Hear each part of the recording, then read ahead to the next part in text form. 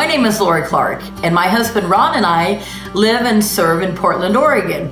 We have lived in Portland for 18 years, but we planted a church 10 years ago.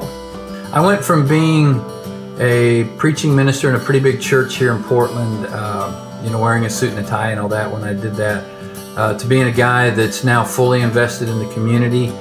I think I have learned compassion. I have learned to be more patient. I've learned to have courage. And while the Bible says that God gives grace to the humiliated and opposes the proud, and I have learned to be, and Lori and I both have learned to be people of courage and compassion, and we've had to take a hard stand at times, but we've also seen what it means to have a community where people feel safe and welcome and loved, and that's changed us as leaders and as Christian men and women in this community.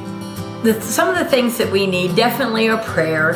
Park Plaza, your prayers so matter to us. We know we couldn't do this without those.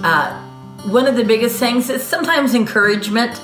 It's always nice to hear from people. The great thing about Facebook is the friends that I have, either met in person or I haven't met from Park Plaza, always very encouraging on things that we post, or just trying to give us a good word. Your giving matters. We are able to do this because of your giving, because of your generosity. Agape wouldn't be able to pay our salary. Fortunately, Agape is slowly climbing and we can slowly meet that.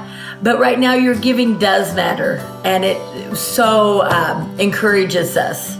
The big dream that I have for this ministry is for us to have a church that's in Portland for a long time, and that trains and develops and mentors couples to go out and plant new churches.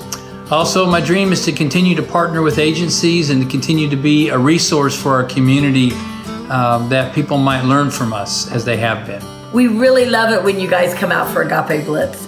This coming summer, July 23rd, is our 10-year anniversary in 2017. And we would love to have as many of you as came the first trip out here. That would be wonderful to help, send us into our teenage years as a church. We just really would love that.